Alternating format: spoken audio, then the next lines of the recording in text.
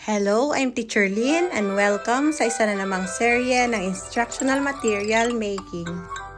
For today's video ay papakita ko sa inyo ang pangatlo at pang-apat na booklet na gagamitin sa pagtuturo sa ating Remedial Reading, National Learning Camp at Catch Up Friday.